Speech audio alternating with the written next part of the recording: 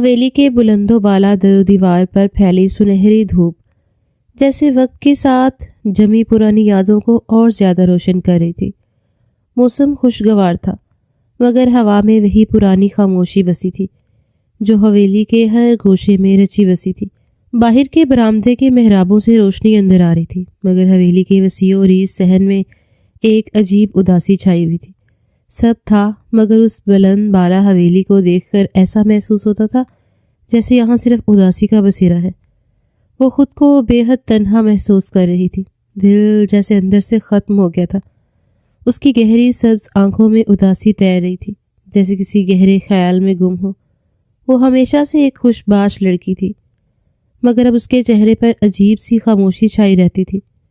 غم ہی اتنا بڑا تھا، بہن کا مر جانا آسان نہیں ہوتا۔ وہ آہستہ آہستہ چلتی ہوئی پچھلے حصے کی طرف بڑھی، جہاں پر ایک بڑا سا سوئمنگ پول موجود تھا۔ اس کے ننگے پاؤں ٹھنڈی پتھریلی زمین پر پڑ رہے تھے اور ہوا اس کے سنہری بالوں کو اڑا رہی تھی۔ خدا نے اسے بہت ہی فرصت سے بنایا تھا۔ اسے معلوم تھا کہ وہ خوبصورت ہے، لیکن زندگی کے ان 8 مہینوں میں وہ اپنا سب کچھ بھول گئی تھی۔ خوبصورتی، ہنسی، خوشی کہیں کھو سی گئی تھی۔ وہ ایک لمحے کے لیے رکی، پانی کی سطح کو غور سے دیکھا۔ پانی ہلکا نیلا تھا اور دھوپ کی کرنیں اس کی سطح پر چمک رہی تھیں۔ اس نے گہرا سانس لیا اور اپنی چادر کنارے پر رکھ دی۔ اس کے سفید لباس کی جھلک دھوپ میں اور زیادہ نکھر گئی۔ وہ آہستہ آہستہ پانی کی طرف بڑھی۔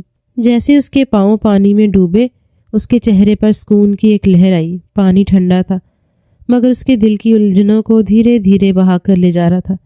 وہ تھوڑا آگے بڑھی اور پھر ایک لمحے بعد پورے بدن سمیت پانی میں اتر گئی۔ آنکھیں بند کر کے اس نے ایک لمبی سانس لی، جیسے وہ سب کچھ بھلا دینا چاہتی ہو۔ تنہائی، دکھ، حویلی کی پرانی یادیں، ہر بات جو اس کا دل ہر چیز سے بدزن کر چکی تھی۔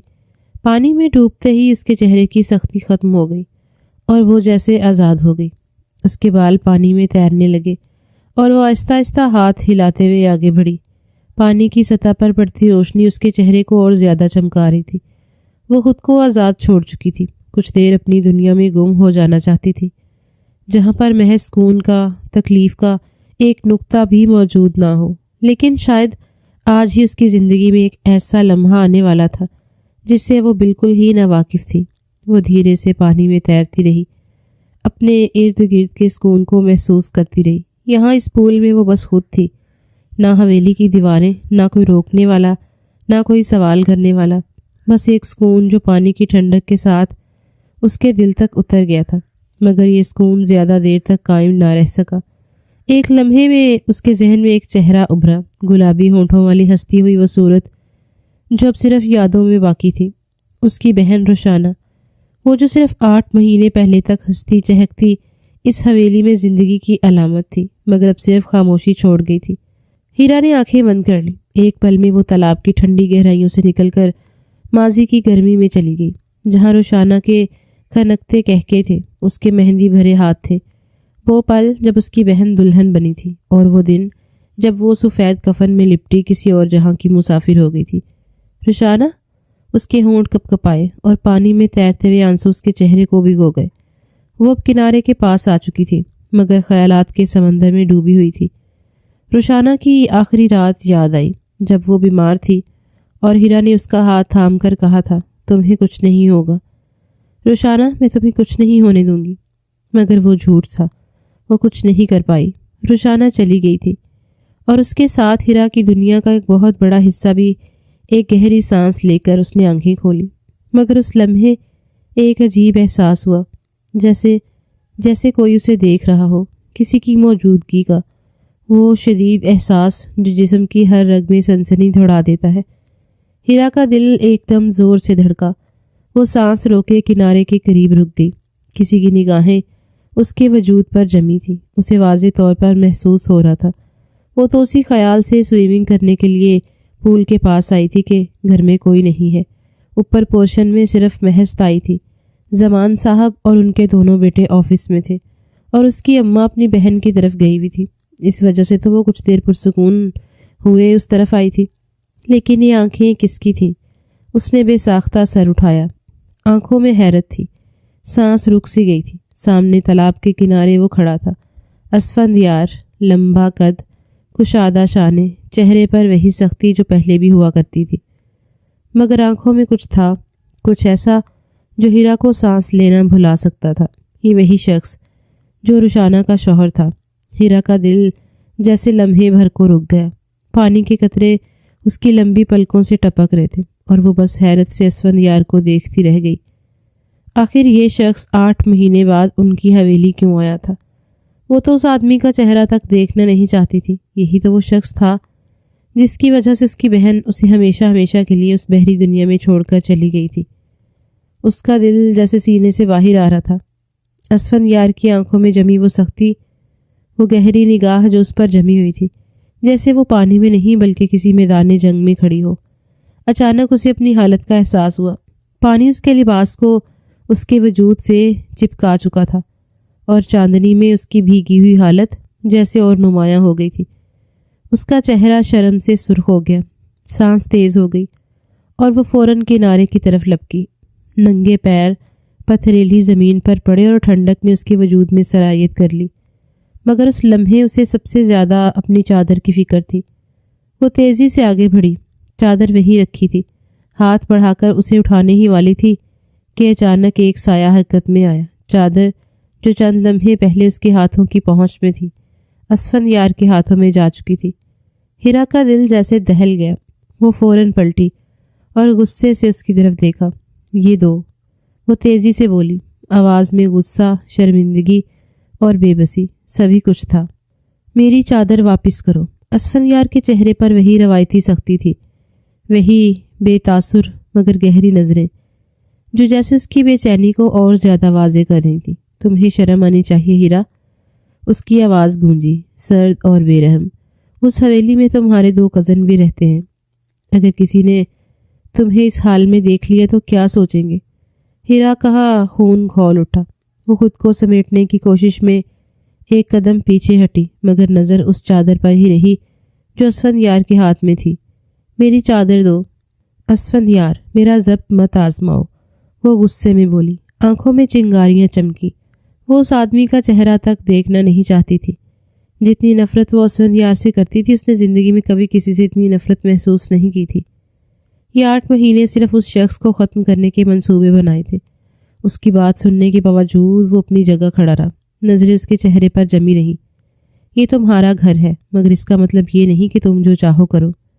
یہ حویلی ہے، کوئی تفریح گاہ نہیں، اور یہاں تم اکیلی نہیں رہتی بلکہ اپنے تایا کے ساتھ رہتی ہو۔ اور تم، ہیرا کا دل جیسے اور زیادہ تیز دھڑکنے لگا، تم کون ہو مجھے یہ سب کہنے والے؟ میری مرضی، میں یہاں جیسے چاہوں رہوں، تمہیں اس سے کیا؟ کسی کے ساتھ بھی رہوں؟ تم یہاں کیا کرنے کے لیے آئے ہو؟ اسفندیار کے ہونٹ سختی سے بھینچ کے، مگر اس کے چہرے پر کوئی تاثر نہ آیا۔ یہ مرضی نہیں ہے، بے وقوفی ہے، اور میں وہی کہہ رہا ہوں جو تمہیں سننا چاہیے۔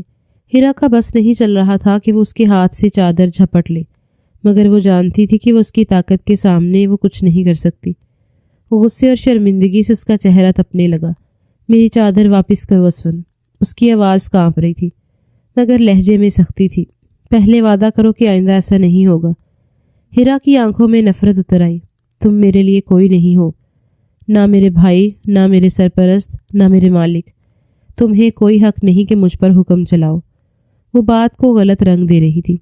اس شخص سے اسے اتنی نفرت تھی جس کا کوئی نیم البدل نہیں تھا۔ اسفندیار نے ایک لمحے کے لیے گہری سانس لی، مگر چادر پھر بھی نہیں بڑھائی، بس ڈٹھائی سے اسے گھورتا رہا۔ یہ شخص اس وقت ہیرا کو زہر سے بھی زیادہ برا لگ رہا تھا۔ اس کا بس نہیں چل رہا تھا اس آدمی کا قتل کر دے۔ وہ اس کو دیکھتے ہوئے بولا، بہت جلد تمہیں پتہ چل جائے گا کہ میں کون ہوں۔ اسفندیار آگے بڑھا اور اس کو دیکھتے ہوئے بولا، تمہیں آگاہ کرنے ہی آیا تھا۔ تمہاری ماں سے میں بات کر چکا ہوں، ہماری شادی ہونے والی ہے۔ ایک پل کے لیے ہیرا کو لگا کہ اس کے کان بجنے لگے ہیں۔ اس کے گرد جیسے پوری دنیا گھوم گئی ہو۔ آنکھوں میں حیرت اور غصے کی شدت تھی۔ کیا؟ وہ جیسے چیخ پڑی، یہ مذاق ہے نا؟ تمہیں لگتا ہے میں تم سے شادی کروں گی؟ جس آدمی کی وہ شکل تک دیکھنا پسند نہیں کرتی تھی، وہ کہہ رہا تھا کہ وہ اس کی ماں سے بات کر چکا ہے کہ وہ اس سے شادی کرے گا۔ یہ ہیرا کو سراسر مذاق لگا تھا۔ اسفندیار نے اسے خاموشی سے دیکھا، جیسے وہ اس کی حیرت اور غصے کو پہلے سے ہی توقع کر رہا ہو۔ یہ حقیقت ہے ہیرا، تمہاری ماں نے ہاں کہہ دی، اب تمہاری مرضی کی ضرورت نہیں۔ ہیرا کے لبوں پر طنزیہ مسکراہٹ آ گئی، مگر اس کی آنکھیں آنسوؤں سے چمک اٹھیں۔ پاگل نہیں ہوں میں جو تم جیسے آدمی سے شادی کروں۔ وہ ہنسی، مگر وہ ہنسی زہر میں بجھی ہوئی تھی۔ ایک بہن ہماری مر چکی ہے تمہاری وجہ سے، اور تم سمجھتے ہو کہ میں اپنی زندگی بھی برباد کر لوں؟ خود کو مارنے کے لیے تم سے کبھی رشتہ نہیں جوڑوں گی۔ اسفندیار کے چہرے پر ایک سایہ سا لہرایا، مگر وہ اپنی جگہ جمع رہا۔ اب جو ہونا تھا ہو چکا ہے ہیرا، تمہاری بہن کو میں نے نہیں مارا، وہ اپنی موت مری تھی۔ یہ اللہ تعالیٰ کے کام ہے، انسان کے نہیں۔ جھوٹ۔ ہیرا کا ضبط ٹوٹ گیا، آنکھوں میں برسوں کا غم، برسوں کی نفرت ابھرنے لگی۔ روشانہ تمہاری زندگی میں آ کر مر گئی، اس کی خوشیاں تمہاری سنگ دلی کی نظر ہو گئیں، اور تم کہتے ہو کہ یہ اللہ کے کام تھے؟ نہیں اسفندیار، یہ تمہارا کیا دھرا تھا۔ بے شک زندگی موت اللہ کے ہاتھ میں ہے، لیکن کچھ لوگ اس دنیا میں اتنے ظالم ہوتے ہیں کہ انسان کو اتنا ذہنی ٹارچر کر دیتے ہیں کہ وہ مرنے کی دہلیز پر آ جاتے ہیں، اور پھر اللہ ہی ان پر رحم کر کے ان کی روح قبض کر لیتے ہیں۔ اسفندیار کا چہرہ سخت ہو گیا۔ بس کرو ہیرا، وہ برو چڑھا کر بولا، تم ہمیشہ مجھے ہی قصوروار ٹھہراتی رہو گی، مگر حقیقت یہ ہے کہ روشانہ کمزور تھی، وہ اس زندگی کا سامنا نہیں کر سکی، مگر اس کا مطلب یہ نہیں کہ تم مجھ پر انگلی اٹھاؤ۔ 7 مہینے میں اس نے بچی کو جنم دیا تھا، اور ایسے میں کوئی عورت نہیں بچتی، تم جا کر کسی بھی ڈاکٹر سے معلوم کر سکتی ہو۔ ہیرا نے اس کی طرف دیکھتے ہوئے گہری سانس لی، جیسے خود کو قابو میں لانے کی کوشش کر رہی ہو، مگر اس کے چہرے پر بے پناہ غصہ تھا۔ مجھے تم سے کوئی بات نہیں کرنی اسفندیار، وہ دانت پیس کر بولی، تم جیسے آدمی کے ساتھ میرا کوئی رشتہ نہیں بن سکتا، تم یہاں سے اب جاؤ، تم نے جو کہنا تھا میں سن چکی ہوں، 2 ٹوک انداز میں بولی تھی۔ اسفندیار نے ایک لمحے کے لیے اسے دیکھا، پھر طنزیہ ہنسی ہنسا، ابھی تو تم بہت باتیں کر رہی ہو، مگر جلد ہی تمہیں حقیقت کا سامنا کرنا پڑے گا۔ تمہاری ماں نے یہ فیصلہ کر لیا ہے، اور تم چاہو یا نہ چاہو یہ نکاح ہو کر رہے گا۔ ہیرا کی آنکھوں میں آنسو آ گئے، مگر اس نے رخ پھیر لیا۔ وہ اس آدمی کے سامنے اپنی کمزوری ظاہر نہیں کرنا چاہتی تھی۔ وہ جانتی تھی کہ یہ شخص اس کے ساتھ مذاق نہیں کر سکتا۔ اگر وہ بول رہا ہے تو اس میں کوئی نہ کوئی مصلحت ضرور ہے۔ اس کی ماں ان کے ہی گھر گئی ہوگی، اور یہی چیز اسے ایک لمحے کے لیے خوفزدہ کر چکی تھی۔ اسفندیار نے سختی سے چادر اس کے منہ پر ماری اور قدموں کی دھمک کے ساتھ وہاں سے چلا گیا۔ ہیرا نے چادر مضبوطی سے تھام لی، مگر اس کی آنکھوں میں نفرت، بے بسی اور شدید دکھ کے آنسو لرزنے لگے تھے۔ وہ اس شخص کو دیکھنا تک گوارا نہیں کرتی تھی، اور آج جو حکم وہ سنا کر گیا تھا، وہ سن کر اس کا دل چاہ رہا تھا کہ وہ اسی سوئمنگ پول میں کود کر اپنی جان دے دے۔ پانی کی سطح پر چاندنی جھلمل کر رہی تھی، ہلکی ہوا میں حویلی کے درخت سرگوشیاں کر رہے تھے، مگر ہیرا کو کچھ بھی سنائی نہیں دے رہا تھا۔ وہ خاموشی سے کنارے پر بیٹھ گئی، چادر کو خود پر کس کر لپیٹ لیا اور نظریں پانی میں ڈال دی۔ اس کے اندر طوفان مچ چکا تھا۔ اسفندیار کی کہی گئی باتیں جیسے زہر کی طرح اس کے ذہن میں گھل رہی تھیں۔ ہماری شادی ہونے والی ہے، یہ جملہ اس کے دماغ میں گونج رہا تھا۔ کیسی مضحکہ خیز بات تھی۔ وہی آدمی جسے دیکھ کر اس کی بہن کی آنکھوں میں آنسو آ جاتے تھے، وہی آدمی جس کی موجودگی روشانہ کے چہرے سے رنگ چھین لیتی تھی، وہی آدمی اب اس کی زندگی میں داخل ہونے والا تھا۔ ہیرا نے زور سے آنکھیں بند کی، مگر یادوں نے اسے جھکڑ لیا تھا۔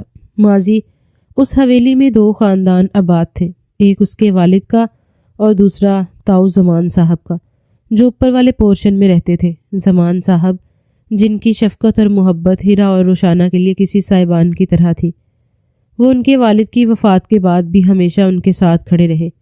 ان کی دوستی، ان کی محبت کسی رشتے سے کم نہ تھی۔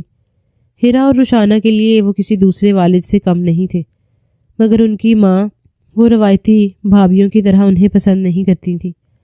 انہیں ہمیشہ لگتا تھا کہ زمان صاحب ان کے معاملات میں ضرورت سے زیادہ مداخلت کرتے ہیں، اسی لیے انہوں نے اپنی بڑی بیٹی کی شادی ان سے مشورہ کیے بغیر اپنی بہن کے بیٹے اسفندیار سے کر دی۔ روشانہ، وہ دن ہیرا کے ذہن میں کسی خنجر کی طرح چبھتا تھا جب روشانہ نے پہلی بار اس شادی کے خلاف آواز اٹھائی تھی۔ امی، میں اس شادی کے لیے تیار نہیں ہوں۔ روشانہ کی آنکھوں میں آنسو تیر رہے تھے، مگر ان کی ماں کے چہرے پر ایک ضدی سختی تھی۔ یہ شادی تمہیں کرنی پڑے گی رشانہ، یہ تمہاری خالہ کی خواہش ہے اور میں اپنی بہن کے بیٹے کو انکار نہیں کر سکتی۔ لیکن امی، میں اسے پسند نہیں کرتی، وہ ہم سے بالکل مختلف ہے۔ میں نے اس زندگی میں رہنا نہیں سیکھا، یہ زندگی گزارنی نہیں پڑتی بیٹی، نبھانی پڑتی ہے، تمہیں بھی نبھانی ہوگی۔ اور یوں رشانہ کو قربان کر دیا گیا۔ اس نے لاکھ احتجاج کیا، زمان صاحب نے بھی اس کا ساتھ دیا تھا، اپنی بھابھی کو سمجھانے کی کوشش کی تھی، مگر میکے کی محبت کی پٹی ان کی آنکھوں پر ایسی بندھی ہوئی تھی کہ نہ انہیں اپنی بیٹی کی زندگی نظر آئی اور نہ ہی اس کی خوشیاں۔ شادی کے بعد کے دن ہیرا کے لیے کسی ڈراؤنے خواب سے کم نہ تھے۔ رشانہ ہر دوسرے دن ماں کے پاس آتی تھی اور روتی رہتی تھی۔ اس کی سسکیاں، درد بھری آوازیں آج بھی جب ہیرا کو یاد آتی تھی تو اس کا دل تڑپ اٹھتا تھا۔ امی، وہ لوگ اچھے نہیں ہیں، مجھ سے بہت کام کرواتے ہیں، پیسوں کے لیے ترساتے ہیں، ان کے لیے میں بس ایک کام کرنے والی ہوں۔ شادی کے بعد کوئی سکھ نہیں ملا امی، زندگی بدتر ہو گئی ہے اور وہ آدمی صرف ذہنی ٹارچر دیتا ہے۔ میں نہیں رہ سکتی ان کے ساتھ، خدا کے لیے میری بات سن لے آپ۔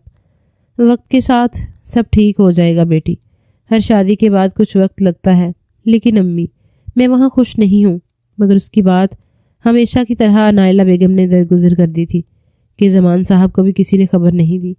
انہیں اپنی بھتیجی کے درد سے بے خبر رکھا گیا اور یوں رشانہ کی حالت بگڑتی چلی گئی۔ پھر وہ دن آیا، حویلی میں خاموشی تھی، ہر چیز معمول کے مطابق تھی، مگر پھر اچانک فون کی گھنٹی بجی۔ نائلہ بیگم نے فون اٹھایا اور جیسے ہی دوسری طرف کی آواز سنی، ان کے ہاتھوں سے ریسیور چھوٹ گیا۔ کیا ہوا امی؟ ہیرا نے بھاگ کر پوچھا، مگر ان کی آنکھیں کسی ایک نقطے پر جم چکی تھی۔ رشانہ، ان کی آواز کانپ رہی تھی، وہ چلی گئی۔ ہیرا کو لگا جیسے زمین اس کے قدموں تلے سے نکل گئی ہو۔ کیا؟ وہ چیخ پڑی، مگر اس کی ماں کی سسکیوں نے اس کی دنیا ویران کر دی۔ ڈیلیوری کے دوران وہ بچ نہیں سکی۔ ہیرا کی چیخیں پورے گھر میں گونج اٹھی۔ اس کی رشانہ، اس کی جان، اس کی ہستی مسکراتی بہن، وہ کیسے جا سکتی تھی؟ وہ کیوں چلی گئی؟ ڈیلیوری میں دن تھے، مگر شاید خدا اس معصوم کو تڑپتا اور تکلیف میں دیکھ نرم پڑ گیا تھا اور اسے اپنے پاس بلا کر اس پر سکون طاری کر دیا تھا۔ بچی پری میچور تھی، 7 مہینے میں ہی اس کی ڈیلیوری ہو گئی تھی۔ بچی پھر بھی بچ گئی تھی، لیکن رشانہ نہیں بچ پائی تھی۔ ہیرا کی آنکھوں سے آنسو بہنے لگے، اس نے گھٹنوں میں سر دے دیا۔ رشانہ نے اپنی جان دے دی، مگر اسفندیار کی زندگی میں کوئی فرق نہیں آیا۔ وہ ہمیشہ کی طرح بے حس رہا، جیسے کچھ ہوا ہی نہ ہو، اور اب وہی آدمی اس کی زندگی میں شامل ہونے کی تیاریاں کر رہا تھا۔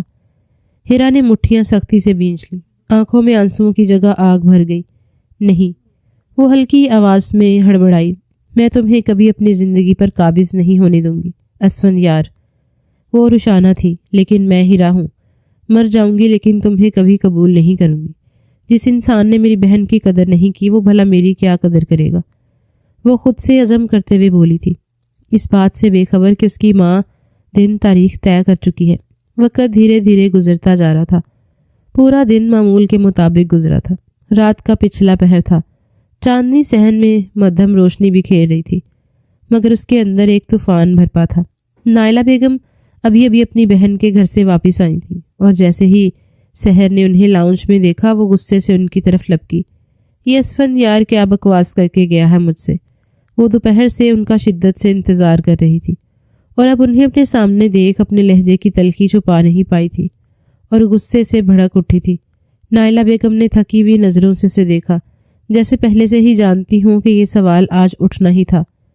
وہ اپنے دوپٹے کو کندھے پر درست کرتی ہوئی صوفے پر بیٹھ گئی۔ بیٹھو ہیرا، مجھے تم سے بات کرنی ہے۔ میں نے منع کیا تھا اسفندیار کو، تم مت جاؤ، میں خود تم سے مل کر سکون سے ہر بات تمہیں بتاؤں گی، لیکن یہ لڑکا میری کب سنتا ہے۔ نہیں امی، مجھے کہیں نہیں بیٹھنا، آپ بس مجھے یہ بتائیے کہ کیا یہ سچ ہے؟ کیا واقعی آپ نے اسفندیار سے میری شادی کی بات کی ہے؟ اور اگر کی ہے تو کیا سوچ کر کی ہے؟ ایک بیٹی آپ نے اپنے ان ہاتھوں سے کھو دی اور اب دوسری کی تیاری کر رہی ہیں۔ دماغ درست ہے آپ کا؟ وہ معصوم رشانہ نہیں تھی، بلکہ وہ ہیرا تھی، خود کے لیے لڑنے والی اور اپنے حق میں بولنے والی۔ نائلہ بیگم نے گہری سانس لی اور ایک نظر بیٹی کے بپھرے ہوئے چہرے پر ڈالی۔ تمہیں اپنی بہن کی بیٹی کے لیے ہی اسے اپنانا ہوگا ہیرا، کیا تمہیں بالکل بھی اپنی رشانہ کی پرچھائی کا خیال نہیں ہے؟ یہ بات اس کے دل پر بہت زور سے لگی تھی۔ हाँ, वो छोटी सी गुड़िया को भूल ही गई थी। हीरा को महसूस हुआ था जैसे किसी ने ज़मीन खींच ली हो उसके कदमों तले से। वो साकत खड़ी रह गई, पलकें झपकाना भूल गई। क्या? उसका लहजा सरसराता हुआ निकला, जैसे यकीन ना आ रहा हो। हाँ, यही सच है। नायला बेगम ने जैसे फैसला सुना दिया। हीरा के अंदर जैसे गुस्से का लावा फटने को था, लेकिन उसके बावजूद वो अपनी ज़िंदगी दांव पर नहीं लगा सकती थी। वो अपनी माँ को देखते हुए जज्बाती लहजे में बोली थी, आप वाकई होश में हैं? पहले रुशाना को वहाँ धकेला, अब मेरी बारी है। उसकी आवाज़ तेज़ हो गई। नायला बेगम ने जब्त से लब बेच लिए। तुम्हें पता है, मिरहा को माँ की ज़रूरत है। हीरा, उनका लहजा नरम पड़ा था। वो जानती थी वो रुशाना नहीं है। उसे डांट डपट कर राज़ी नहीं किया जा सकता। वो हीरा है जिसे अगर राज़ी करना है तो नरम होना पड़ेगा। अम्मी, तो क्या मैं उसकी माँ बन जाऊं? मैं उस शख्स से शादी कर लूं जिसने मेरी बहन को मार दिया? हीरा के लफ्ज़ों में जहर था, आंखें बरहम थीं। नायला बेगम ने कुर्सी के हत्थे पर हाथ रखा और थोड़ा आगे झुककर बोली, असफंदियार ने रुशाना को नहीं मारा। हीरा, वो अपनी किस्मत से मरी, वो अल्लाह की मर्जी से गई। किस्मत? अल्लाह की मर्जी? आप भी वही अल्फाज दोहरा रही हैं जो असफंद ने कहे थे। हीरा का दिल चाहा कि कुछ तोड़ दे, कुछ फेंक दे। वो जानती थी नायला बेगम अपने मैके की तरफदारी ही करेंगी, मगर इस बार वो हैरान थी। उसने लोगों के मुंह से सुना था, माँ तो अपनी औलाद के आगे सब कुछ भूल जाती है, लेकिन ये कैसी माँ थी? नायला बेगम ने नम लहजे में कहा, मिरहा को माँ की ममता चाहिए। हीरा, मेरी बात समझने की कोशिश करो। मेरी बेटी, एक खाला वो मोहब्बत दे सकती है जो सगी माँ दे सकती थी। क्या तुम अपनी बहन की निशानी को यूं बेयारो मददगार छोड़ दोगी? हीरा की मुट्ठी खुद ब खुद सख्त हो गई, सांसें बेतरतीब होने लगी। मैं ताऊ को बताऊंगी कि आप मेरी ज़िंदगी भी तबाह करना चाहती हैं। मैं किसी कीमत पर इस खानदान में शादी नहीं करूंगी, उसने ज़िद्दी लहजे में कहा। नायला बेगम ने खुश्क होंठों पर जुबान फेरी और आहिस्ता से बोली, तो फिर मिरहा का क्या होगा? वो किसके साए में रहेगी? तुम खुद सोचो कि अगर असफंद ने किसी और से शादी कर ली तो हमारी मिरहा पर सुतेली माँ आ जाएगी, और तुम अच्छी तरह जानती हो एक सुतेली माँ अपनी औलाद के साथ कैसा सलूक रखती है। ये जुमले हीरा के सीने पर निश्तर की तरह लगे। अम्मी? उसका लहजा पहले की तरह सख्त नहीं था। नायला बेगम ने मौका देखकर आखिरी ज़रब लगाई। तुम चाहो या ना चाहो, लेकिन ये सच है कि मिरहा की दुनिया में अब बस तुम हो। हीरा, अगर तुम भी पीछे हट गई तो वो बिल्कुल अकेली हो जाएगी। हीरा के होंठ हिले, मगर कोई लफ्ज़ न निकला। उसके अंदर जवार भाटा चल रहा था। दिल बार बार इनकार पर माइल हो रहा था, मगर जहन में मिरहा का मासूम चेहरा घूम गया। नायला बेगम खामोश हो गई, जैसे जान गई हूँ कि वार कामयाब हो चुका है। हीरा कुछ न बोली, मगर उसकी खामोशी, उसकी साकत चेहरे, उसके होंठों की सख्त लकीर सब कुछ कह रही थी। नायला बेगम ने गहरा सांस लिया, जैसे जीत का यकीन हो चुका हो। वो अपनी जगह से खड़ी हुई थी और सीधा हीरा के पास आ गई थी। उसके कंधे पर हाथ रखते हुए मध्यम लहजे में बोली थी, अब तुम्हारे हाथ में मिरहा का मुस्तकबिल है। सारी ज़िंदगी का रोग पालने से बेहतर है कि बस एक बार उसके बारे में सोच कर देख लेना। मुझे उम्मीद है तुम मायूस नहीं होगी। ये बोलकर वो ठहरी नहीं थी, बल्कि अपने कमरे की तरफ बढ़ गई थी, जबकि पीछे हीरा एक ऐसी सोच में घिर चुकी थी जिससे निकलना उसे बहुत मुश्किल लग रहा था। रात के सन्नाटे में हवेली खामोश खड़ी थी। हवा के हल्के झोंके दरख्तों की शाखों को हिला रहे थे। कहीं दूर किसी परिंदे की आवाज़ आती, फिर सब कुछ एकदम खामोश हो जाता। चांदनी का मध्यम नूर दिलान में बिखरा हुआ था और उस हल्की रोशनी में हीरा खामोशी से जानिमाज बिछा रही थी।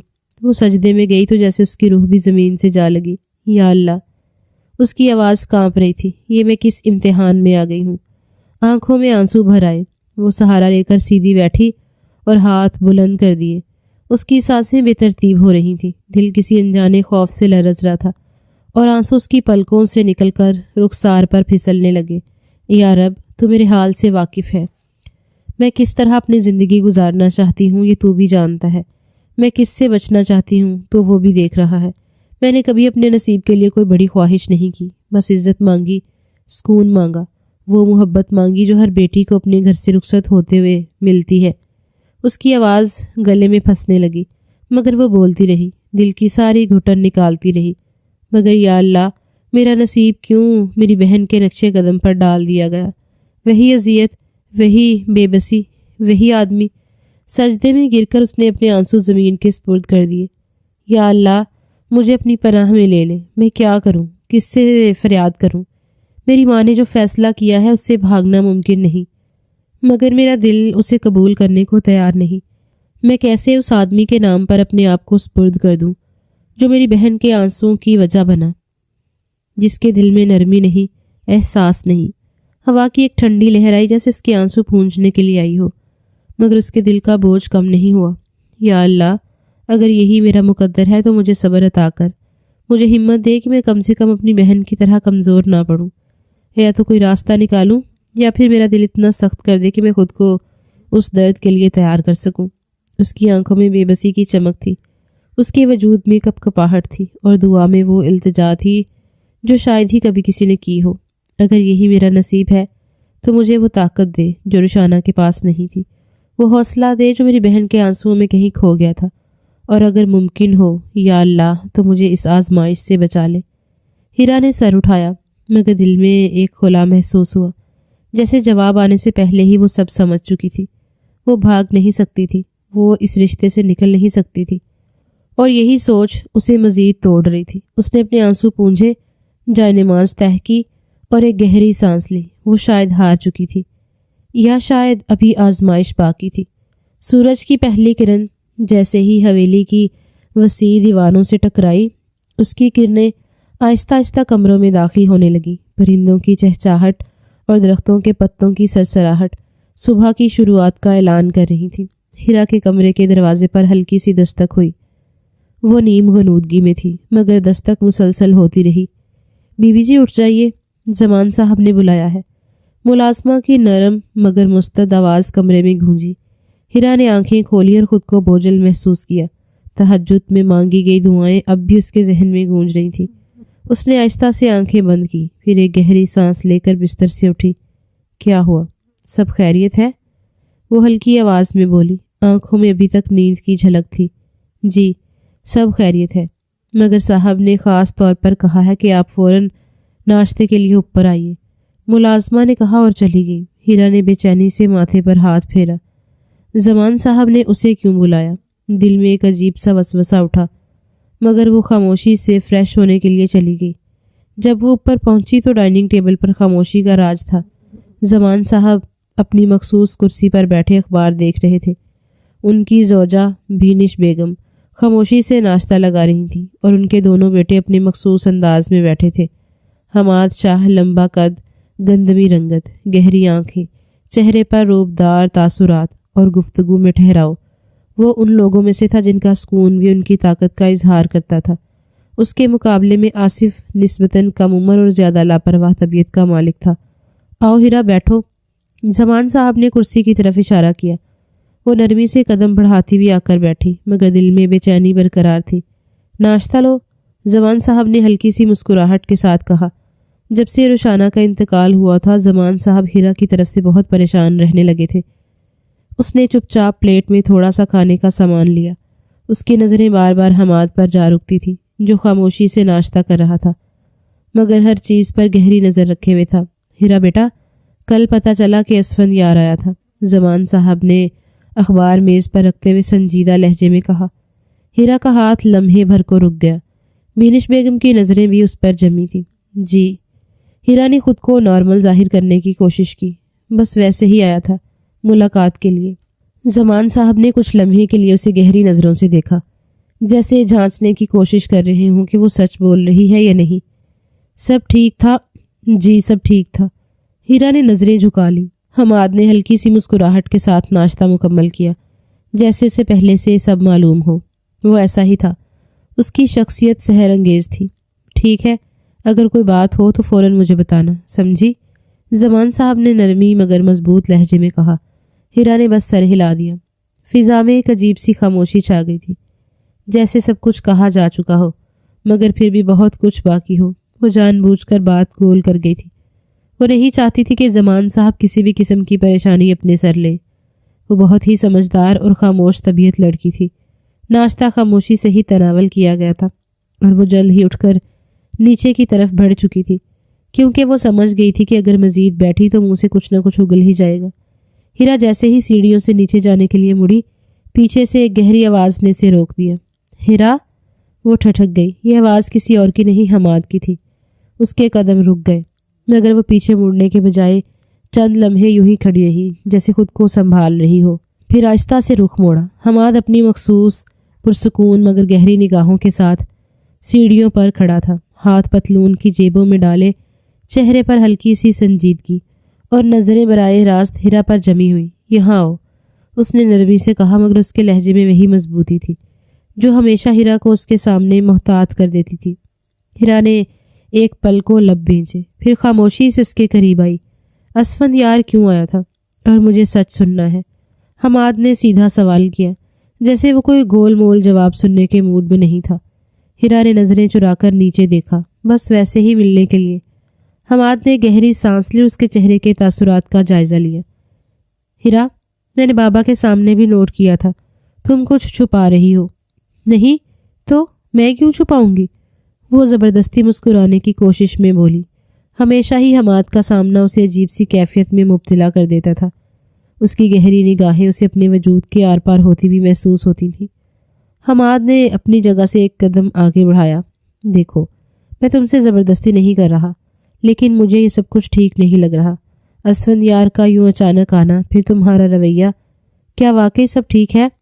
ہیرا نے ایک پل کو اس کی آنکھوں میں دیکھا، جہاں خالص فکر جھلک رہی تھی، مگر وہ جانتی تھی اگر اس نے ذرا بھی کچھ ظاہر کیا تو حماد سب کچھ کھرید لے گا۔ حماد بھائی، آپ کو دفتر کے لیے دیر ہو رہی ہے، آپ جائیے۔ اس نے بات بدلنے کی کوشش کی۔ حماد نے بھویں چڑھائے۔ تم جانتی ہو نا، میں تمہارے جھوٹ کو پہچان سکتا ہوں۔ ہیرا کے چہرے پر ایک پل کو حیرت کے آثار ابھرے، مگر اس نے فوراً خود کو نارمل کیا۔ سچ کہہ رہی ہوں، سب ٹھیک ہے۔ حماد نے چند لمحے اسے دیکھا، جیسے اندازہ لگا رہا ہو کہ وہ کہاں تک سچ بول رہی ہے، پھر دھیرے سے بولا، دیکھو ہیرا، اگر کبھی کچھ غلط لگے یا اسفندیار کوئی پریشانی کھڑی کرے تو فوراً مجھے بتانا، سمجھی؟ ہیرا نے زبردستی مسکرا کر سر ہلایا۔ جی بالکل۔ حماد نے گہری سانس لی اور سر ہلایا۔ اور ہاں، اسفندیار سے دور رہنا، مجھے اس پر بھروسہ نہیں ہے۔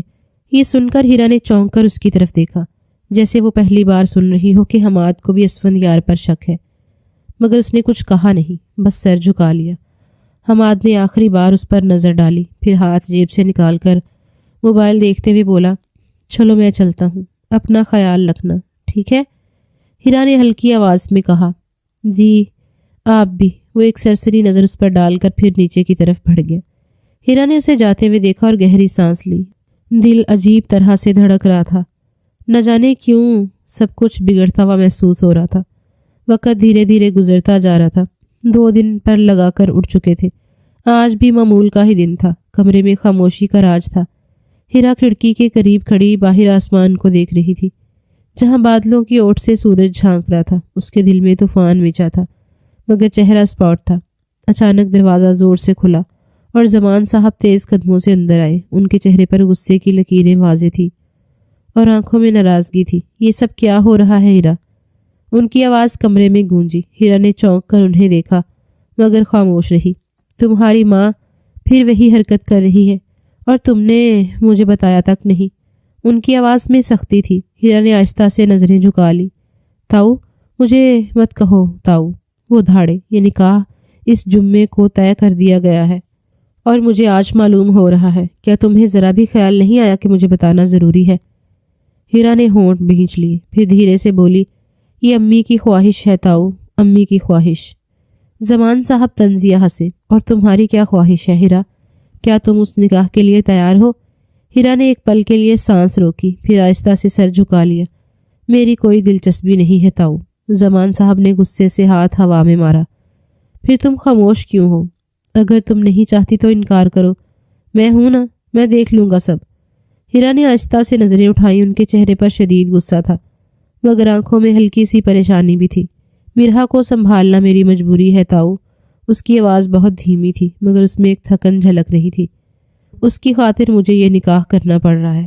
زمان صاحب چند لمحے حیرانی سے اسے دیکھتے رہے، جیسے اس کی بات سمجھنے کی کوشش کر رہے ہوں۔ پھر وہ ایک جھٹکے سے پیچھے ہٹے اور تلخی سے بولے، تمہاری ماں نے ہمیشہ اپنی مرضی چلائی ہے، اور اب تم بھی وہی کر رہی ہو۔ تمہیں اندازہ بھی ہے کہ تم کیا کر رہی ہو؟ اسفندیار۔ وہ رک گئے، جیسے اس کا نام لینے پر بھی غصہ آ رہا ہو۔ وہ تمہارے قابل نہیں ہے ہیرا۔ ہمارے گھر کی ایک بیٹی کو وہ ختم کر چکا ہے، اور اب تم بھی۔ ہیرا نے نظریں چرا لی۔ امی سمجھتی ہیں کہ یہی صحیح ہے۔ زمان صاحب نے طنزیہ ہنسی ہنسی۔ ہاں، تمہاری ماں نے ہمیشہ اپنے فیصلے ٹھیک سمجھے، مگر نتیجہ تم سب جانتی ہو۔ ہیرا نے لب بھینچ لیے مگر کچھ نہ کہا۔ زمان صاحب نے ایک گہری سانس لی، جیسے خود کو سنبھال رہے ہوں، پھر دھیرے سے بولے، میں یہ نکاح رکوانے کی پوری کوشش کروں گا ہیرا۔ میں تمہیں یوں قربانی نہیں دینے دوں گا۔ ہیرا نے پل بھر کے لیے آنکھیں بند کی مگر پھر خاموش رہی۔ زمان صاحب نے ایک نظر اس پر ڈالی، جیسے آخری امید کے طور پر دیکھ رہے ہوں کہ وہ خود انکار کر دے گی، مگر جب وہ خاموش رہی تو انہوں نے مایوسی سے سر جھٹکا اور دروازہ زور سے بند کر کے چلے گئے۔ ہیرا نے لمبی سانس لی اور کھڑکی سے باہر دیکھنے لگی۔ بادلوں نے پھر سے سورج کو ڈھانپ لیا تھا۔ ایک ہفتہ بیت چکا تھا۔ اس پورے ہفتے میں ہیرا نے کئی بار اپنی ماں کو سمجھانے کی کوشش کی تھی، منتیں کی تھیں، آنکھوں میں آنسو لیے التجا کی تھی کہ وہ یہ نکاح نہیں کرنا چاہتی، مگر اس کی ماں کے چہرے پر ہمیشہ وہی سختی رہی تھی، وہی ضد جو برسوں سے ہیرا دیکھتی آئی تھی۔ امی پلیز، میں خوش نہیں رہوں گی اس رشتے میں۔ ہیرا نے کتنی ہی بار کہا تھا، مگر نائلہ بیگم ہمیشہ 2 ہی جملوں میں سب ختم کر دیتی تھی۔ مرحا کا سوچو ہیرا، اگر تم نے یہ نکاح نہ کیا تو وہ دربدر ہو جائے گی۔ تمہاری بہن کے بعد اس کا سہارا بس یہی رشتہ ہے۔ ہیرا تڑپ کر رہ گئی تھی۔ ماں کے چہرے پر جو یقین تھا، اس نے اس کے دل کی ہر امید ختم کر دی تھی۔ وہ جان گئی تھی کہ کوئی بھی بات، کوئی بھی دلیل اس کی ماں کے فیصلے کو نہیں بدل سکتی، اور اب 1 ہفتے بعد وہ سب کچھ جیسے خواب کی طرح حقیقت بنتا جا رہا تھا۔ سفید جوڑے میں ملبوس ہیرا نکاح کے لیے تیار بیٹھی تھی۔ کمرے میں خاموشی تھی، بس اس کی اپنی سانسوں کی مدھم آواز تھی۔ اس کے دل میں ایک عجیب سا بوجھ تھا، جیسے وہ اپنی خوشیوں کا جنازہ پڑھنے جا رہی ہو۔ نکاح کے لیے مختصر محفل سج چکی تھی، مگر وہاں زمان صاحب کی فیملی کا کوئی فرد موجود نہیں تھا۔ وہ لوگ جیسے اس نکاح کو قبول ہی نہیں کر رہے تھے۔ مولوی صاحب قرآن کی تلاوت مکمل کر چکے تھے، اور اب نگاہ ہیرا پر تھی۔ ہیرا بنت فہد، کیا آپ کو اسفندیار بنت احمد کے نکاح میں قبول ہے؟ ہیرا کا دل جیسے سینے میں رک سا گیا۔ وہ خاموش رہی، نظریں جھکائے بیٹھی رہی۔ سب کی نظریں اس پر جمی تھی۔ اسفندیار سامنے بیٹھا تھا، چہرے پر وہی بے نیازی، وہی تکبر، وہی عجیب سا جیت جانے کا احساس جو اسے ہمیشہ ناگوار گزرتا تھا۔ مولوی صاحب نے سوال دہرایا، بیٹا کیا آپ کو نکاح قبول ہے؟ ہیرا نے اپنی ماں کی طرف دیکھا۔ نائلہ بیگم کی آنکھوں میں امید تھی، جیسے وہ منتظر تھی کہ ان کی بیٹی ہاں کہہ دے۔ اس لمحے ہیرا خود کو بالکل تنہا محسوس کر رہی تھی۔ اس کے تاؤ، اس کے کزن، کوئی بھی یہاں نہیں تھا۔ اس کی تکلیف سننے والا، اس کے دل کا حال سمجھنے والا کوئی نہیں تھا۔ آنکھیں بند کر کے اس نے ایک لمبی سانس لی، پھر آہستہ سے بولی، قبول ہے۔ 3 بار یہی الفاظ اس کے لبوں سے نکلے، مگر ہر بار وہ اپنے اندر کچھ ٹوٹنے کی آواز محسوس کرتی۔ قلم اور کاغذ اس کے سامنے رکھا گیا۔ اس نے کپ کپاتے ہاتھوں سے دستخط کیے، اور ایک پل میں سب کچھ ہمیشہ کے لیے بدل گیا۔ نکاح مکمل ہو چکا تھا۔ اسفندیار نے ایک نظر اس پر ڈالی، پھر فاتحانہ مسکراہٹ چہرے پر سجا لی، جیسے وہ جانتا تھا کہ یہ سب ہونا ہی تھا۔ ہیرا نے نظریں پھیر لی۔ نکاح ہو چکا تھا، مگر دل جیسے اب بھی اس قید کو قبول کرنے کے لیے تیار نہیں تھا۔ لیکن کہتے ہیں نا، جب انسان کی کسی چیز میں نہ شامل ہو جائے تو اس میں کوئی نہ کوئی مصلحت ہوتی ہے۔ نکاح کو کچھ ہی دیر ہوئی تھی۔ ہیرا ابھی تک وہ سب ٹھیک سے سمجھ بھی نہیں پائی تھی جو اس کے ساتھ ہو چکا تھا۔ رخصتی باقی تھی، مگر اس کے دل میں کہیں کوئی جذبات نہیں تھے۔ سب کچھ جیسے بے معنی سا لگنے لگا تھا۔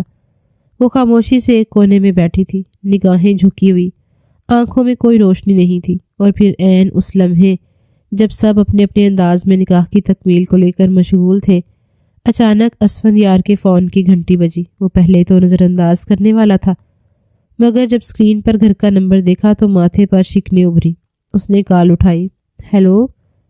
اس کی بھاری آواز میں الجھن تھی۔ دوسری طرف سے ایک گھبرائی ہوئی آواز ابھری، اسفندیار، مرحا کی طبیعت بہت زیادہ خراب ہو گئی ہے، وہ سانس نہیں لے پا رہی، تم فوراً آ جاؤ۔ یہ سننا تھا کہ اسفندیار کی آنکھوں میں ایک لمحے کے لیے حیرانی اور بے چینی ایک ساتھ دھر آئی۔ اس کے چہرے کی رنگت بدل گئی، ہاتھ کانپ سے گئے۔ کیا ہو گیا ہے؟ اس کی آواز ایک دم تیز ہو گئی۔ اسفند، وہ بہت بری حالت میں ہے، ڈاکٹر نے کہا ہے کہ دیر ہو گئی تو دوسری طرف کی آواز ابھی مکمل بھی نہیں ہوئی تھی کہ اسفندیار ایک جھٹکے سے اٹھ کھڑا ہوا۔ اس کے چہرے پر شدید بے چینی تھی۔ وہ بغیر کچھ سوچے سمجھے دروازے کی طرف بڑھا۔ ہیرا نے چونک کر اسے یوں گھبرایا ہوا دیکھا، مگر کچھ پوچھنے سے پہلے ہی وہ تقریباً بھاگتا ہوا باہر نکل گیا تھا۔ پوری کایا پلٹ گئی تھی۔ ابھی تھوڑی دیر بعد جو رخصتی ہونے والی تھی اس کی جگہ یکدم پریشانی ہو آئی تھی۔ وقت جیسے تھم سا گیا تھا۔ 1 گھنٹہ بیت چکا تھا اور اس گھنٹے میں ہیرا کے دل کی دھڑکنیں ویسے ہی بے ترتیب تھی جیسے کوئی انہونی ہونے والی ہو۔ اس کے ارد گرد ہر کوئی خاموش تھا، جیسے سب کو کوئی انجانی خبر کا انتظار ہو۔ پھر اچانک اس کا فون بجا۔ نائلہ بیگم نے چونک کر فون دیکھا اور جھٹ سے اٹھایا۔ ہیلو۔ دوسری طرف کی سسکیاں، آہیں اور پھر ایک ٹوٹی ہوئی آواز، مرہا، مرہا چلی گئی۔ نائلہ بیگم کی آنکھیں حیرت اور صدمے سے پھیل گئی۔ کیا؟ یہ دوسری خبر تھی جو ان تک ہی پہنچائی گئی تھی۔ پہلے ان کی بیٹی اور پھر ان کی بیٹی کی بیٹی بھی اس دنیا سے رخصت ہو گئی تھی۔ ہیرا نے فوراً اپنی ماں کے چہرے کی طرف دیکھا جہاں ہوائیاں اڑ رہی تھیں۔ مرہا نہیں رہی، یہ الفاظ تھے یا کوئی تیز دھار چاقو جو سیدھا ہیرا کے سینے میں اترا تھا؟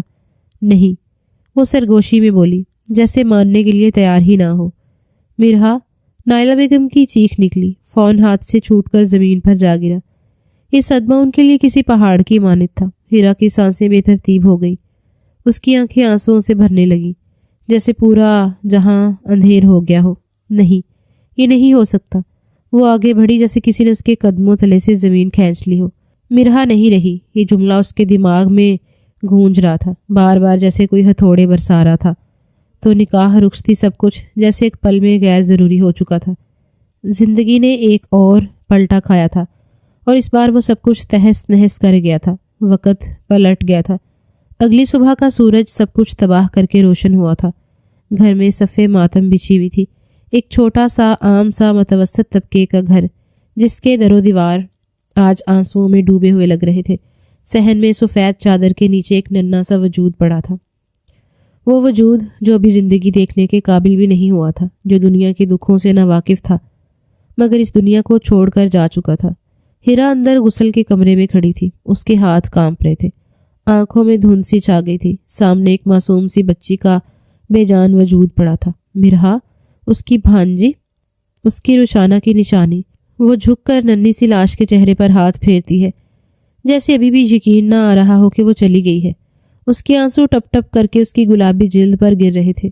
مرہا، میری بچی۔ اس کے لب کانپے، آواز رند گئی۔ اگر میں وقت پر مان جاتی، اگر میں پہلے ہی ہاں کر دیتی تو شاید میں تمہیں بچا سکتی، شاید میری بہن کی نشانی مجھ سے نہ چھین لی جاتی۔ اس کا دل پھٹ رہا تھا۔ ایک بے بسی، ایک اذیت اس کے اندر اتر رہی تھی۔ وہ سوچ رہی تھی کہ اگر اس نے جلدی فیصلہ کر لیا ہوتا، اگر اس نے اپنی ضد چھوڑ دی ہوتی تو شاید مرہا کو وہی محبت دے سکتی جو رشانہ کے بعد اسے ملنی چاہیے تھی۔ اس نے کانپتے ہاتھوں سے بچی کے بالوں کو سہلایا، اس کے ننھے سے ہاتھ کو تھاما۔ میری گڑیا، میری بہن کی نشانی، میں تمہیں بچا نہیں سکی۔ اس کی ہچکیاں شدت اختیار کر گئیں۔ اس کے پیچھے کھڑی عورتیں بھی آنکھوں میں آنسو لیے اسے دیکھ رہی تھیں۔ نائلہ بیگم ایک کونے میں سسک رہی تھیں مگر کچھ کہنے کے قابل نہ تھی۔ باہر سے مردوں کی آوازیں آ رہی تھیں۔ جنازہ تیار ہو چکا تھا۔ ہیرا بیٹا، بچی کا آخری دیدار کر لو، اسے لے جانے کا وقت ہو گیا ہے، کسی بزرگ عورت کی آواز گونجی۔ ہیرا نے بے اختیار مرہا کو سینے سے لگا لیا جیسے اسے واپس زندگی میں کھینچ لینا چاہتی ہو، مگر زندگی نے اس سے ایک اور تعلق چھین لیا تھا، ایک اور رشتہ بے رحمی سے چھوٹ گیا تھا۔ جب مرد اندر آئے اور ننھے وجود کو سفید چادر میں لپیٹ کر اٹھانے لگے تو ہیرا کی ضبط کی ساری دیواریں ٹوٹ گئی۔ نہیں مرہا، میری بچی کو لے کر مت جاؤ، پلیز پلیز، میں نے اپنی بہن کو کھو دیا، اب یہ بھی۔ اسفندیار چپ کھڑا تھا۔ اس کے چہرے پر پتھرائی ہوئی سنجیدگی تھی مگر اس کی آنکھوں میں ایک طوفان تھا۔ وہ کچھ نہیں کہہ رہا تھا کیونکہ اب کہنے کو کچھ بچا ہی نہیں تھا۔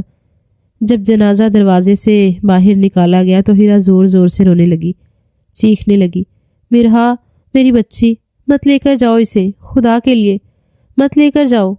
مگر مرد جنازہ لے جا چکے تھے اور وہ پیچھے رہ گئی تھی، ایک بے بس ٹوٹا ہوا وجود بن کر۔ آج اسے سب کچھ ختم ہوتا ہوا محسوس ہو رہا تھا۔ وقت دھیرے دھیرے گزرتا جا رہا تھا۔ حویلی میں گہری اداسی چھائی ہوئی تھی۔ 2 دن گزر چکے تھے مگر فضا میں اب بھی غم کا سایہ تھا۔ ہر کمرہ، ہر راہداری سوگوار لگ رہی تھی۔ ہیرا اپنے کمرے میں بیٹھی تھی، خالی نظروں سے سامنے دیوار کو تک رہی تھی۔ وقت جیسے تھم سا گیا تھا، دل پر بوجھ بڑھتا جا رہا تھا۔ روشانہ کی بچی مرہا، اس کی آخری نشانی بھی دنیا چھوڑ چکی تھی۔ دروازے پر آہستہ سے دستک ہوئی، پھر اندر ملازمہ داخل ہوئی۔ بی بی جی، باہر آپ کو بلایا جا رہا ہے۔ اسفند صاحب اور ان کی والدہ آئے ہیں۔ ہیرا کے جسم میں جیسے سرد لہر دوڑ گئی، آنکھیں حیرت اور بے یقینی سے پھیل گئیں۔ کیا وہ یہاں؟ ملازمہ نے سر جھکا لیا۔ جی بی بی۔ ہیرا نے گہری سانس لی، دل میں خوف اور غصے کی ملی جلی کیفیت تھی۔ وہ خاموشی سے اٹھی اور باہر کی طرف بڑھ گئی۔ جب وہ لاؤنج میں پہنچی تو دیکھا کہ اسفند یار اور اس کی والدہ وہاں موجود تھے، اور ان کے چہرے پر حق جتانے والی سختی تھی۔ اس کی ماں بھی پاس بیٹھی تھی، مگر ان کی آنکھوں میں شرمندگی تھی۔ جو ہونا تھا سو ہو چکا ہے۔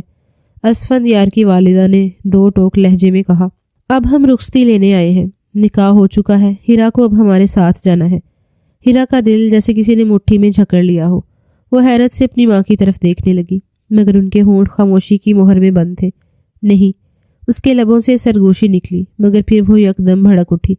میں کوئی رخصتی نہیں کروں گی، مجھے نہیں جانا اس آدمی کے ساتھ۔ سب لوگ چونک گئے۔ اسفند یار کی آنکھوں میں غصے کی لہر دوڑ گئی۔ کیا بکواس کر رہی ہو؟ تم نکاح شدہ ہو، تمہیں میرے ساتھ جانا ہوگا۔ میں اپنی بیوی اپنے ساتھ رکھوں گا، وہ سختی سے بولا تھا۔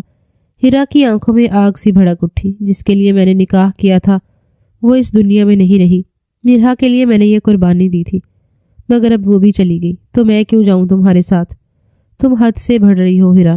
اسفند یار کی آواز سخت ہو گئی۔ تم میری بیوی ہو، چاہے تم مانو یا نہ مانو، میں تمہیں ساتھ لے کر جاؤں گا۔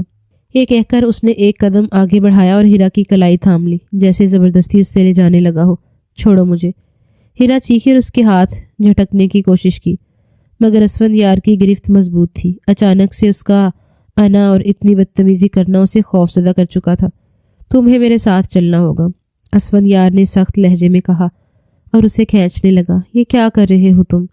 اچانک ایک گرجدار آواز گونجی۔ سیڑھیوں پر حماد کھڑا تھا، اس کی آنکھوں میں غصے کی شدت تھی۔ وہ تیزی سے نیچے آیا اور ایک جھٹکے سے اسفند یار کو دھکا دے دیا، جس سے وہ پیچھے لڑکھڑا گیا۔ دور رہو میری کزن سے، حماد کی آواز گونجی۔ وہ کہیں نہیں جانا چاہتی تو زبردستی کیوں کر رہے ہو؟ اسفند یار نے غصے سے اسے گھورا۔ یہ میرا اور میری بیوی کا معاملہ ہے، تم بیچ میں مت آؤ۔ بیوی؟ حماد تلخ ہنسی ہنسا۔ بیوی وہ ہوتی ہے جو اپنی مرضی سے کسی کے ساتھ جانا چاہے، زبردستی لے جانے سے کوئی رشتہ نہیں بنتا۔ اس نے آگے بڑھ کر اسفند یار کی کلائی سختی سے پکڑی اور باہر کی طرف دھکیلنے لگا۔ اب نکل جاؤ یہاں سے، اور دوبارہ اس گھر میں قدم رکھنے کی جرت مت کرنا۔ اسفند یار کی والدہ نے کچھ بولنے کی کوشش کی، مگر حماد کی نظریں اتنی سخت تھیں کہ وہ کچھ کہے بغیر ہی پلٹ گئی۔ چلو اماں، اسفند یار نے دانت پیس کر کہا اور دروازے کی طرف بڑھ گیا۔ ایک آخری نظر ہیرا پر ڈالتے ہوئے وہ سخت لہجے میں بولا تھا، یاد رکھنا، تمہارا یہ کیا تمہارے ہی آگے آئے گا۔ تم نے بہت غلط انسان سے پنگا لیا ہے۔ ہیرا بے یقینی سے حماد کو دیکھ رہی تھی۔ اس کے دل میں پہلی بار سکون کی لہر دوڑی۔ حماد نے اس کے لیے آواز اٹھائی تھی، اسے زبردستی سے بچایا تھا۔ اسفند یار دروازے سے باہر نکل گیا اور حویلی کے دروازے ان پر ہمیشہ کے لیے بند ہو گئے تھے، لیکن کوئی نہیں جانتا تھا کہ وہ شخص کیا کرنے والا ہے۔ رات کی تاریکی میں سائے در و دیوار پر لرز رہے تھے۔ چاندنی دھیرے دھیرے ہیرا کے کمرے میں اتر رہی تھی، مگر اس کے اندر ایک عجیب سا اضطراب تھا۔ وہ بستر پر لیٹی آنکھیں موندے دوپہر کے واقعے کو یاد کر رہی تھی۔ اسفند یار کا غصہ، اس کی بدتمیزی، حماد کی مداخلت، سب کچھ اس کے دماغ میں ہتھوڑے کی طرح بج رہا تھا۔ کیا میں ہمیشہ کے لیے قید ہو گئی ہوں؟ اس نے آنکھوں کے گوشے صاف کیے، دل میں گہری گھٹن محسوس ہو رہی تھی۔ اچانک ایک غیر معمولی احساس نے اسے چونکا دیا۔ کسی کے قدموں کی آہٹ، دروازے کے قریب کوئی موجود تھا۔ وہ تیزی سے سیدھی ہو بیٹھی۔ کون ہے؟ اس نے لرزتی آواز میں پکارا، مگر کوئی جواب نہیں آیا۔ اگلے ہی لمحے دروازہ ایک جھٹکے سے کھلا اور اسفند یار اندر داخل ہوا۔ اس کی آنکھوں میں ایک عجیب سی چمک تھی، چہرہ سخت اور متکبر۔ ہیرا کی سانسیں اٹک گئی۔ یہ تمہیں کس نے اجازت دی اندر آنے کی؟ وہ کانپتی ہوئی کھڑی ہو گئی۔ اسفند یار نے دروازہ بند کیا اور لاک کر دیا۔ وہ دھیرے دھیرے چلتا ہوا اس کے قریب آیا۔ مجھے اجازت لینے کی ضرورت نہیں، بیوی ہو تم میری۔ ہیرا نے نفرت سے اسے گھورا۔ بیوی؟ میں نے نکاح کیا تھا محض اپنی بھانجی کی خاطر، وہ اب نہیں رہی تو اب اس رشتے کی کوئی حیثیت نہیں۔ میں پہلے بھی بول چکی ہوں اور اب بھی بول رہی ہوں، اس لیے جاؤ یہاں سے۔ اسفند یار تلخی سے ہنسا۔ یہ نکاح تمہارے لیے مذاق ہو سکتا ہے، مگر میرے لیے نہیں۔ میں اپنی بیوی کو یوں کسی اور کی چوکھٹ پر نہیں چھوڑ سکتا۔ ہیرا نے پیچھے ہٹنے کی کوشش کی مگر وہ مضبوطی سے اس کا بازو تھام چکا تھا۔ چھوڑو میرا ہاتھ، وہ چیخی، مگر اسفندیار نے سختی سے گرفت برقرار رکھی۔ یہاں کسی کو پرواہ نہیں کہ تم کیا چاہتی ہو ہیرا، تمہیں اس نکاح کو ماننا ہی پڑے گا۔ اس کی آواز میں سختی تھی، چہرہ جذبات سے تپ رہا تھا۔ ہیرا کی آنکھوں میں آنسو تیرنے لگے۔ میں تم سے نفرت کرتی ہوں۔ تمہیں میری بہن کی تکلیف نظر نہیں آئی، اب تم مجھ پر ظلم کرنے آئے ہو۔ اسفندیار کا چہرہ تاریکی میں مزید خوفناک لگنے لگا۔ رو سکتی ہو، چیخ سکتی ہو، مگر حقیقت یہی ہے کہ تم اب میری بیوی ہو۔ وہ دھیرے سے اس کے قریب آیا مگر ہیرا نے جھٹکے سے خود کو آزاد کرایا اور دیوار سے جا لگی۔ نزدیک مت آنا، اس کی آواز کانپ رہی تھی۔ اسفندیار کچھ لمحے اسے دیکھتا رہا، پھر تلخی سے مسکرایا۔ تمہاری سوچ ہے کہ آج میں تمہارے نزدیک نہیں آؤں گا۔ میں تمہارے اتنا قریب آؤں گا جس کے بارے میں تم نے کبھی تصور بھی نہیں کیا ہوگا۔ اور پھر وہی ہوا تھا جس نے چند قدموں میں اپنا راستہ عبور کیا تھا اور اس کے ہونٹوں پر ہاتھ جما کر اس پر جھکتا چلا گیا تھا۔ چاند بھی اس کے ظلم پر بادلوں میں چھپ گیا تھا۔ وہ روتی رہ گئی تھی، سسکتی رہ گئی تھی، مگر کسی کو معلوم نہیں تھا کہ شاہ حویلی میں کیسا قہر برپا ہو چکا ہے۔ اس معصوم کی عزت اس کے ہی شوہر نے اس کے ہی کمرے میں لوٹ لی تھی اور وہ معصوم کچھ نہیں کر پائی تھی محض چلانے کے سوا۔ تقریباً 3 بجے کے وقت وہ گھر سے چلا گیا تھا، اس معصوم کو برباد کر کے۔ صبح کی پہلی کرن حویلی کی دیواروں سے ٹکرا کر روشنی بکھیر رہی تھی، مگر اندر ایک طوفان برپا ہونے والا تھا۔ دروازہ ایک زوردار دھماکے سے کھلا اور اسفندیار اندر داخل ہوا۔ اس کی آنکھوں میں خباثت بھری چمک تھی، چہرے پر وہی مکروہ مسکراہٹ سجی تھی جو ہمیشہ دوسروں کو تکلیف دینے کے بعد ابھرتی تھی۔ ہیرا، اس نے گرجدار آواز میں پکارا، بہت چھپ چکی ہو، اب باہر نکلو اور میرے ساتھ چلو۔ جو ہونا تھا ڈارلنگ ہو چکا ہے، اب تمہارا چھپ کر رہنے کا کوئی فائدہ نہیں ہے۔ حویلی کے ملازم اور گھر کے باقی افراد حیرت اور خوف میں ایک دوسرے کی طرف دیکھنے لگے۔ آج اتفاق کے طور پر سب ایک ساتھ نیچے ہی ناشتہ کرنے کے لیے جمع ہوئے تھے۔ ناشتے کی میز پر بیٹھے بینش بیگم اور آصف چونک گئے۔ یہ تمیز ہے تمہاری؟ زمان صاحب کی کڑکدار آواز حویلی میں گونجی۔ وہ فوراً اپنی جگہ سے کھڑے ہو گئے تھے۔ یہ شخص انہیں بھی زہر سے بھی زیادہ برا لگتا تھا۔ اسفندیار طنزیہ مسکرایا، میں اپنی بیوی کو لینے آیا ہوں زمان تایا، اور اگر آپ کو لگتا ہے کہ یہ زبردستی ہے تو یاد دلا دوں کہ یہ نکاح آپ سب کی مرضی سے ہوا تھا۔ تبھی ہیرا اپنے کمرے سے باہر نکلی۔ اس کی آنکھیں رات بھر کے آنسوؤں سے سوجی ہوئی تھیں، چہرے پر گہری ویرانی تھی۔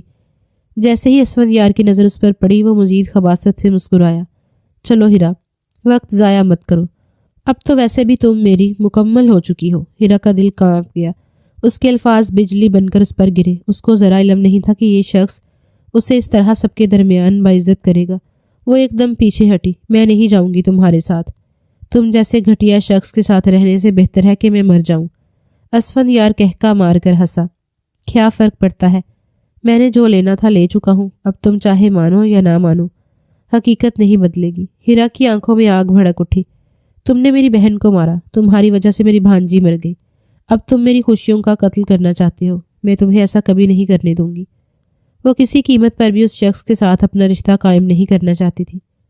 اسفندیار آگے بڑھا اور زہر خوند لہجے میں بولا، ہیرا، تم سے میں اپنا حق لے چکا ہوں، بتاؤ اپنے گھر والوں کو ہم رشتے کا آغاز کر چکے ہیں، اور ویسے بھی تمہیں لے جانے سے مجھے کون روکے گا۔ مگر اس کے الفاظ ابھی مکمل بھی نہیں ہوئے تھے کہ ایک زوردار دھکا اسے پیچھے کی طرف لڑکھڑا گیا۔ میں روکوں گا، حماد کی گرجدار آواز حویلی میں گونجی۔ اس کے چہرے پر شدید غصہ تھا، آنکھوں میں طوفان برپا تھا۔ یہ میری کزن ہے، میری ذمہ داری ہے، میں تمہیں اس پر مزید ظلم کرنے نہیں دوں گا۔ اسفندیار نے توازن بحال کرتے ہوئے تلخی سے کہکا لگایا، واہ، تو اب یہ تمہاری ذمہ داری بن گئی، حد میں رہو، بیوی ہے میری، اور ہم دونوں رشتہ شروع کر چکے ہیں۔ یہ سننا تھا کہ حماد کا صبر جواب دے گیا۔ وہ ایک جھٹکے سے آگے بڑھا اور اسفندیار کو دوبارہ دھکا دیا، مگر اس بار اس شدت سے کہ وہ فرش پر گر پڑا۔ اوقات میں رہ اپنی، ورنہ مجھ سے برا کوئی نہیں ہوگا۔ اسے لگا تھا کہ وہ بکواس کر رہا ہے، مگر جب اس نے نظر گھما کر ہیرا کو دیکھا تو اس کا دل ایک لمحے کے لیے ڈگمگایا تھا، مگر اس کی آنکھوں میں موجود بے بسی کو دیکھ کر وہ فوراً بولا تھا، یہ اب تمہاری بیوی نہیں ہے، میں خلا کا کیس دائر کر چکا ہوں۔ حماد نے الفاظ چبا چبا کر ادا کیے، میں اس سے شادی کروں گا، میری بیوی بنے گی، اور رہی اپنانے کی بات تو میں اپنا کر دکھاؤں گا کہ عورت کو کس طرح رکھا جاتا ہے۔ پورے ہال میں سناٹا چھا گیا۔ زمان صاحب کے چہرے پر فخر کی چمک ابھری۔ بینش بیگم اور آصف حیرت میں ایک دوسرے کو دیکھنے لگے اور نائلہ بیگم کی آنکھیں پھٹی کی پھٹی رہ گئی۔ ہیرا کی سانس رک گئی۔ اس نے حماد کو بے یقینی سے دیکھا، مگر اس کے چہرے پر مضبوط عزم تھا۔ یہ نکاح ختم ہوگا اور میں اسے اس قید سے آزاد کروں گا۔ حماد کی آواز میں یقین تھا۔ اسفندیار نے غصے سے مٹھیاں بھینچ لی۔ اس کی آنکھوں میں شعلے بھڑک اٹھے، مگر وہ جانتا تھا کہ اب بازی اس کے ہاتھ سے نکل چکی ہے۔ خلا کا کیس دائر ہو چکا تھا۔ یہ کوئی معمولی بات نہیں تھی۔ وہ زمین سے اٹھا، خونخوار نظروں سے حماد کو گھورا اور پھر غصے میں دانت پیستا ہوا باہر نکل گیا تھا۔ اور پھر واقعی ایسا ہی ہوا تھا۔ حماد نے وہ کر دکھایا تھا جو کوئی مرد نہیں کر سکتا۔ اس نے اپنے ہاتھوں سے ہیرا کو خلا دلائی تھی اور پھر عدت کے بعد اسے اپنے نکاح میں لیا تھا۔ کہتے ہیں نا، جب رب کے آگے جھک کر نصیب کی دعا مانگی جائے تو رب العالمین دعا کے عوض نصیب کا رخ بھی تبدیل کر دیتے، اور بے شک میرا رب بڑا کریم ہے۔